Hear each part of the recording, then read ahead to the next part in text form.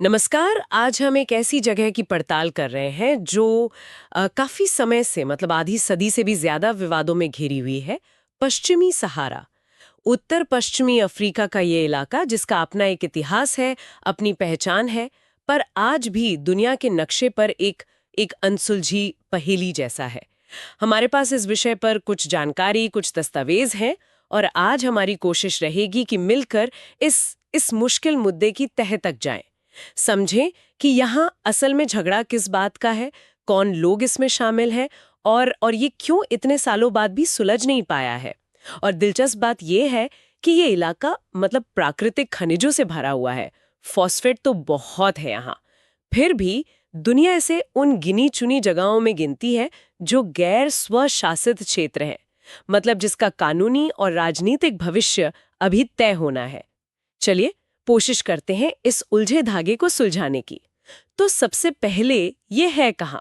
नक्शे पर देखें तो अफ्रीका का जो उत्तर पश्चिमी कोना है, अटलांटिक महासागर के ठीक किनारे, वहां है पश्चिमी सहारा। साइज में काफी बड़ा है, लगभग 2,66,000 वर्ग किलोमीटर, पर आबादी उतनी नहीं, शायद 5 से 6 लाख के करीब। और दावा की गई राजधानी है एल आयून। सीमाएं लगती हैं इसकी मोरक्को, अल्जीरिया और मोरिटानिया से। और ये जो इसकी लोकेशन है ना, यही इसे रणनीतिक तौर पर बहुत अहम बना देती है। एक तो देखिए, अटलांटिक का किनारा है, तो समुद्री व्यापार, संसाधन, खासकर मछली पकड़ने के लिहाज से बहुत समृद्ध इलाका माना जाता है, वो ठंडी कनारी जलधारा के कारण।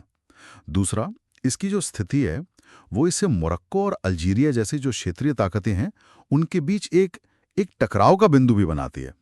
यहाँ कुछ भी होता है उसका असर पूरे मगरिब क्षेत्र पर पड़ता है। अच्छा, और इसका इतिहास वो तो और भी पेचीदा लगता है। जो जानकारी मेरे पास है उसके हिसाब से 20वीं सदी में स्पेन के कब्जे में था। स्पेनिश सहारा कहते थे इसे। पर 1975 में स्पेन ने कहा कि भाई हम जा रहे हैं, और यहीं से सारी कहानी शुरू हुई। हाँ, मतलब स्पेन के हटते एक तरह का खालीपन आ गया। और इसी मौके पर पड़ोसी देश मोरक्को और मॉरिटानिया दोनों ने कहा कि ऐतिहासिक रूप से ये इलाका हमारा है, और उन्होंने अपना दावा पेश कर दिया। लेकिन एक तीसरा पक्ष भी था। बिल्कुल, वो थे वहां के स्थानीय लोग, सहरावी। उनका अपना एक स्वतंत्रता आंदोलन चल रहा था, पोलिसारियो फ्रंट। जैसे ही स्पेन हटा, उन्होंने भी अपनी आजादी का ऐलान कर दिया। एक नया देश, सहरावी अरब लोकतांत्रिक गणराज्य, यानी SADR। तो एक ही जमीन और 3 दावेदार खड़े हो गए। अच्छा, तो मामला और उलझ गया। जी हाँ। और फिर एक मोड़ और आया। 1979 में मोरिटानिया, शायद अंदरूनी मुश्किलों की वजह से या लड़ाई की वजह से, पीछे हट गया। उसने अपना दावा वापस ले लिया। लेकिन मोरक्को पीछे नहीं हटा। उसने न सिर्फ अपने हिस्से पर, बल्कि जो हिस्सा मोरिटानिया ने खाली किया था उस पर भी कब्जा कर लिया। और तब से लेकर आज तक संयुक्त राष्ट्र इसे एक गैर स्वशासित क्षेत्र मानता है। ये सुनने में बड़ा टेक्निकल सा लगता है, पर इसका मतलब गहरा है। मतलब ये उन जगहों में से है जहां उपनिवेशवाद खत्म तो हो गया, पर वहां के लोगों को आत्मनिर्णय का, अपना भविष्य खुद चुनने का अधिकार अभी तक नहीं मिला है। कानूनन इसका दर्जा तय होना बाकी है। तो इतने सालों के बाद आज वहां जमीन पर क्या स्थिति है? दस्तावेज तो यही बताते हैं कि करीब करीब 80% हिस्सा, जिसमें ज्यादातर शहर, आबादी और वो फॉस्फेट की खदानें हैं, वो मोरक्को के नियंत्रण में है। मोरक्को तो इसे अपना ही हिस्सा मानता है, अपने दक्षिणी प्रांत कहता है, और उसने वहां काफी पैसा भी लगाया है इंफ्रास्ट्रक्चर वगैरह में। जी। और बाकी का जो 20% है वो ज्यादातर रेगिस्तानी, कम आबादी वाला पूर्वी इलाका है। वो पोलिसारियो फ्रंट के नियंत्रण में है। वो इसे मुक्त क्षेत्र कहते हैं। और 1991 में एक सीज फायर हुआ था यूएन की देखरेख में। उसका मकसद तो यही था कि एक जनमत संग्रह कराया जाए, मतलब वहां के लोग वोट डालकर बताएं कि उन्हें आजादी चाहिए या मोरक्को के साथ रहना है। सुनने में तो ये बड़ा सीधा सा समाधान लगता है ना, पर 30 साल से ज्यादा हो गए, वो वोटिंग आज तक नहीं हो पाई। हाँ, और यही इस पूरे मामले की सबसे बड़ी गांठ है कि वो जनमत संग्रह क्यों नहीं हुआ। असल में झगड़ा इस बात पर है कि वोट कौन देगा। पोलिसारियो फ्रंट कहता है कि भाई वोटिंग का अधिकार सिर्फ उन्हें मिले जो 1974 में स्पेन की जनगणना में शामिल थे, और उनके बच्चों को। उनका कहना है कि असली स्थानीय लोग तो यही हैं। और मोरक्को चाहता है कि वो हजारों लोग भी वोट दें जो 1975 के बाद मोरक्को से आकर यहाँ बस गए हैं। वो कहते हैं कि भाई अब ये भी यहीं रहते हैं। तो इस बात पर कभी सहमति नहीं बन पाई कि वोटर लिस्ट में कौन होगा और कौन नहीं। अच्छा, नतीजा प्रक्रिया वहीं की वहीं रुकी हुई है। ये दिखाता है कि कैसे पहचान और जमीन के दावे किसी समाधान को दशकों तक अटका सकते हैं। अब जरा अर्थव्यवस्था पर आते हैं, क्योंकि अक्सर ऐसे झगड़ों में संसाधनों का बड़ा रोल होता है। और यहाँ तो संसाधन हैं। फॉस्फेट का आपने जिक्र किया, सुना है कि दुनिया के सबसे बड़े भंडारों में से एक यहाँ है। जी हाँ, बिल्कुल, और बहुत अच्छी क्वालिटी का फॉस्फेट है। ये दुनिया भर में खाद बनाने के काम आता है, खेती के लिए बहुत जरूरी है। फॉस्फेट के अलावा वो मछली पकड़ने वाली बात भी है, अटलांटिक तट है तो? हाँ, वो भी बहुत बड़ा फैक्टर है। मछली पकड़ने के अधिकार खासकर यूरोपियन यूनियन जैसे देश इसके लिए काफी पैसा देते हैं मोरक्को को। और शायद तेल और गैस की भी संभावना है समुद्र के नीचे। संभावना जताई जाती है, कुछ खोजबीन भी हुई है। तो आप देखें, संसाधन तो हैं, लेकिन अगर इसे बड़े नजरिए से देखें तो ये संसाधन समाधान में मदद करने के बजाय शायद संघर्ष को और बढ़ा रहे हैं। फॉस्फेट और मछली से मोरक्को को भारी आमदनी होती है, तो जाहिर है वो इन पर अपना नियंत्रण बनाए रखना चाहेगा। और पॉलिसारियो का क्या कहना है इस पर? उनका और सहारावी समर्थकों का कहना है कि ये कब्जे वाले इलाके के संसाधनों का अवैध इस्तेमाल है। अंतर्राष्ट्रीय कानून कहता है कि गैर स्वशासित क्षेत्र के संसाधनों का इस्तेमाल वहां के लोगों की मर्जी और उनके फायदे के बिना नहीं होना चाहिए। तो मतलब एक तरफ संसाधन है, दूसरी तरफ राजनीतिक अनिश्चितता। बिल्कुल।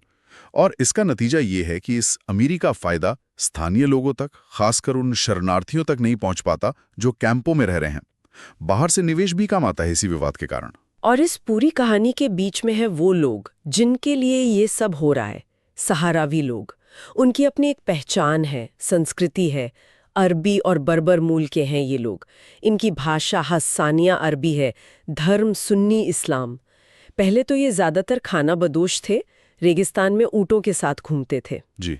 लेकिन 1975 के बाद जो लड़ाई शुरू हुई उसने सब बदल दिया। हाँ, और एक बहुत ही दुखद बात यह है कि हजारों सैरावी अपने ही घर से बेघर हो गए। आज भी सोचिए, लगभग 50 साल बाद एक बड़ी संख्या पड़ोसी देश अल्जीरिया में टिंड्यूफ के पास बने शरणार्थी कैंपों में रह रही है, और वो भी दुनिया के सबसे मुश्किल रेगिस्तानी इलाकों में से एक में।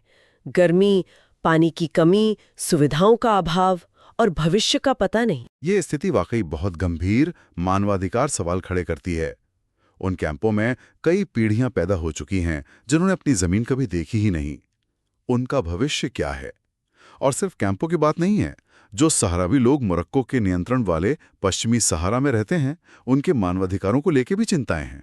ऐसी रिपोर्टें आती हैं कि जो लोग आज़ादी की बात करते हैं उन्हें दबाया जाता है। उनकी बोलने की आज़ादी, जमा होने की आज़ादी पर पाबंदियां हैं। तो ये लड़ाई सिर्फ जमीन की नहीं रह गई है। बिल्कुल नहीं, ये लोगों की पहचान, उनकी गरिमा, उनके अधिकारों की लड़ाई बन गई है। अच्छा, अब जरा अंतर्राष्ट्रीय नजरिए से देखते हैं, दुनिया क्या सोचती है इस बारे में। संयुक्त राष्ट्र का तो आपने बताया कि वो इसे विवादित क्षेत्र मानता है और आत्मनिर्णय की बात करता है। यूएन का एक मिशन भी है वहाँ, मिनूरजो, जो सीज फायर की निगरानी करता है। जी, लेकिन अलग अलग देशों का रुख बटा हुआ है। कई अफ्रीकी देश हैं, कुछ लैटिन अमेरिकी देश हैं जिन्होंने एसएडीआर को यानी पोलिसारियो की सरकार को मान्यता दे रखी है। हाँ, और अफ्रीकी संघ एयू ने तो सादर को अपना सदस्य भी बनाया हुआ है। इसी वजह से मोरक्को कई साल तक एयू से बाहर रहा था, हालांकि अब वो वापस आ गया है। हाँ, लेकिन ये मुद्दा आज भी एयू के अंदर एक मुश्किल विषय है। दूसरी तरफ ज्यादातर बड़ी ताकतें जैसे यूरोपियन यूनियन के देश, अमेरिका पहले, वो किसी एक पक्ष का खुलकर समर्थन करने से बचते रहे। वो कहते हैं कि भाई यूएन जो कर रहा है उसी से समाधान निकलेगा। लेकिन 2020 में अमेरिका ने अपना स्टैंड बदल लिया। ये एक बड़ी घटना थी। तत्कालीन अमेरिकी सरकार ने अचानक पश्चिमी सहारा पर मोरक्को की संप्रभुता को मान्यता दे दी। ऐसा करने वाला वो पहला बड़ा पश्चिमी देश बन गया। जी हाँ, और ये फैसला इजराइल और मोरक्को के बीच रिश्ते सामान्य करने वाले एक बड़े समझौते का हिस्सा था। इसने अमेरिका की दशकों पुरानी पॉलिसी को पलट दिया। तो क्या इसका मतलब यह है कि अब अमेरिका मोरक्को के दावे को सही मानता है? देखिए, ये फैसला पश्चिमी सहारा के लोगों के आत्मनिर्णय के अधिकार पर आधारित नहीं था। ये मध्य पूर्व की बड़ी राजनीति का हिस्सा था। और अहम बात यह है कि संयुक्त राष्ट्र और दुनिया के ज्यादातर देशों ने अमेरिका के इस कदम को मान्यता नहीं दी है।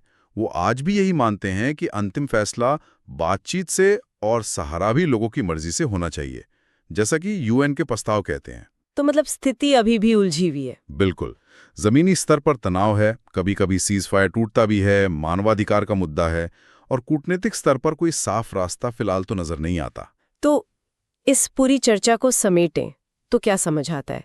पश्चिमी सहारा एक ऐसी जगह लगती है जहां इतिहास की गलतियां हैं, भूगोल की मजबूरियां हैं, संसाधनों का लालच है, बड़ी ताकतों की अपनी राजनीति है, और इन सब के बीच फंसी है एक स्थानीय लोगों की अपनी पहचान और आज़ादी की इच्छा। एक अधूरी कहानी है ये उपनिवेशवाद के बाद की। सही कहा। ये वाकई दुनिया के उन सबसे मुश्किल और लंबे चलने वाले विवादों में से एक है जो उपनिवेशवाद के बाद अनसुलझे रह गए। और ये दिखाता है कि जब ऐतिहासिक दावे, देशों के अपने हित और अंतर्राष्ट्रीय कानून आपस में टकराते हैं तो समाधान कितना मुश्किल हो जाता है।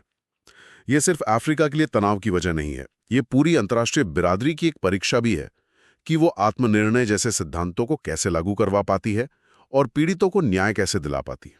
और जाते जाते एक सवाल शायद हम सबके सोचने के लिए छोड़ सकते हैं।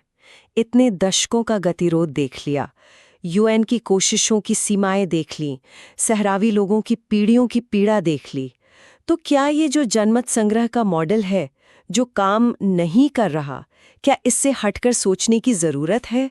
क्या कोई और तरीका, कोई नया रास्ता निकल सकता है जो अंतर्राष्ट्रीय कानून का भी ध्यान रखे, सभी पक्षों की चिंताओं को भी समझे और सबसे जरूरी सहरावी लोगों की इच्छाओं को पूरा करते हुए इस लंबे इंतजार को खत्म कर सकें?